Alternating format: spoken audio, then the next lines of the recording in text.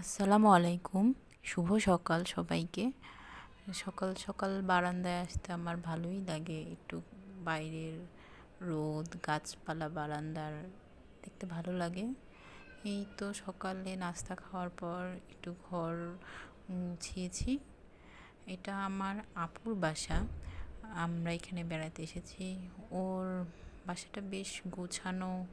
ও একটু গুছিয়ে রাখতে পছন্দ করে, আর ওর ড্রয়িং রুমটা আমার খুব ভালো লাগে, তাই ভাবলাম আপনাদের সাথে শেয়ার করি। আপনারা জানাবেন আপনাদের কেমন লেগেছে। এই আর কি।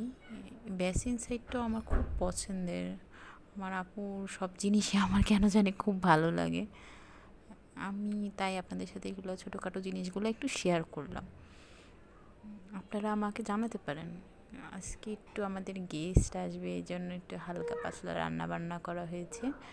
ভুনা খিচুড়ি, সাথে গরম গরম ইলিশ ভাজা আর গরুর মাংস।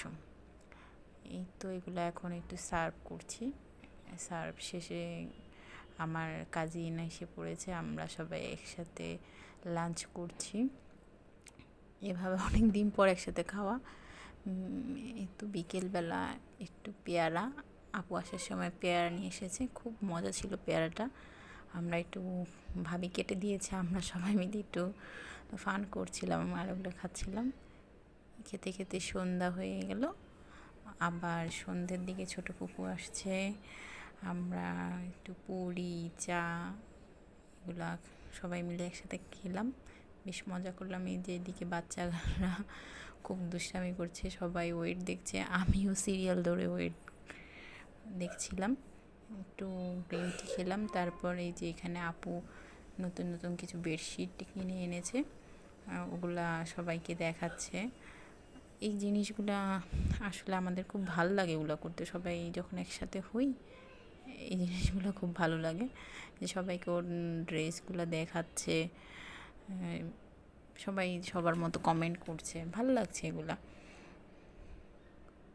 ও প্রায় সময় এরকম শপিংয়ে যাই, আমি আর আপু একসাথে শপিং করি। তারপর দেখা যায় ওগুলো সবাই আবার বাসায় আনার পর সবাইকে দেখাই, সবাই প্রশংসা করে।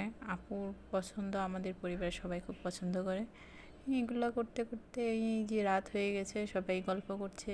এদিকে আমরা আবার রাতের জন্য একটু ঝাল ঝাল করে ইলিশ মাছ ভুনা করেছি, আবার একটু পাতলা ডাল। এই যে আমি আয়মানের জন্য খাবার নিলাম, ওকে খাইয়ে দিব এখন। আল্লাহ হাফেজ।